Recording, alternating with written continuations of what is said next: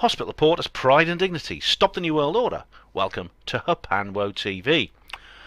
This is a follow-up video to one I did a couple of weeks ago called Buying Milo's Book, and there'll be a link in the description box to that. Now, the reason I made it is because, if you'll recall from the first video, I went to several bookshops in Oxford to see if I could buy Milo's book from there, and I found that not only was it not on the shelf, but they wouldn't even order it for me from behind the counter. Someone said very bluntly, "Oh, we don't stock that. We don't stock that."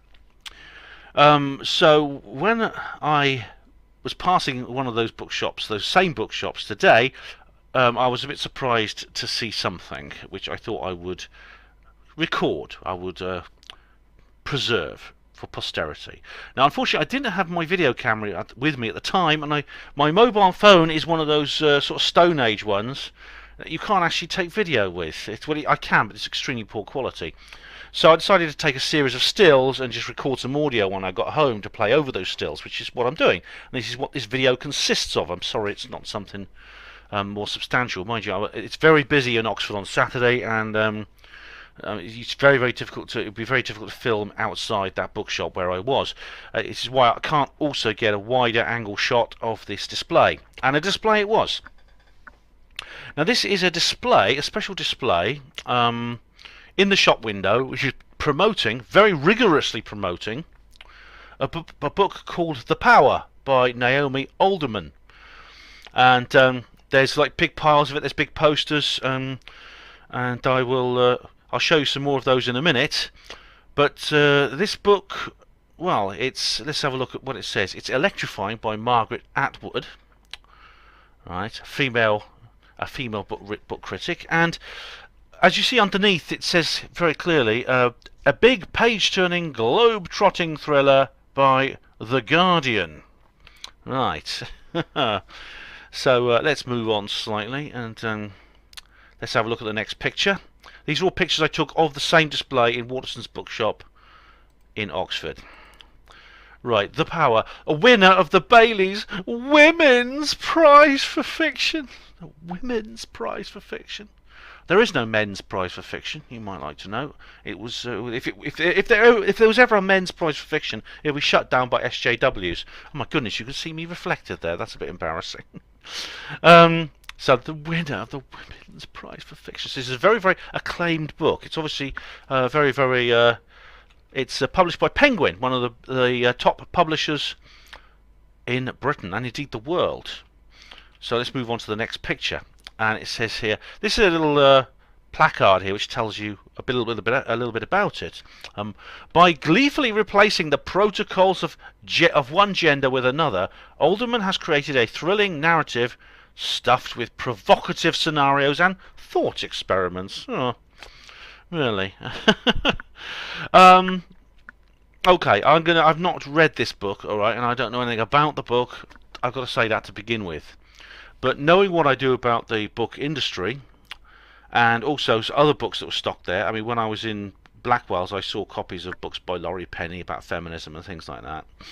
I'm going to prejudge this book and say that it is a rant, an anti-white heterosexual male pro-feminist rant, basically, or a satire, or whatever it is. It may be some kind of speculative fiction, in which case it is a piece of polemic fiction. I would say maybe even a conceptual fiction. Now I should say the left-wing conceptual fiction is pretty awful, but it always gets good reviews because it's giving the right message. Things like the film called A Time to Kill, which is a lousy film, but it gave the right message that white heterosexual men are evil. So it was praised by the critics. Let's have a look at one more picture of that. Oh, there we are. There's another picture of a little signboard here. Part of this very elaborate display. An extremely elaborate display they have here promoting this book. Now, I bet you anything, right? If my prejudgment is correct, I bet you anything that this author, Naomi Alderman, has got into her head that she is being really radical and original and anti-establishment. Her book is so incredibly edgy. And what's more, her publisher, Penguin, will encourage her to think that way, no doubt, because they'll be promoting the book as in that way.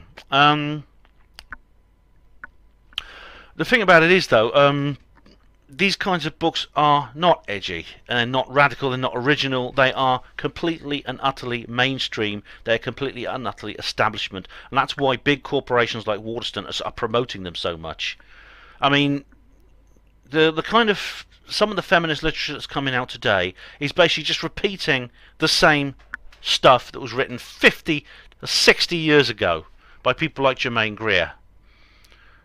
And but every time it's regurgitated, it's promoted as something avant-garde,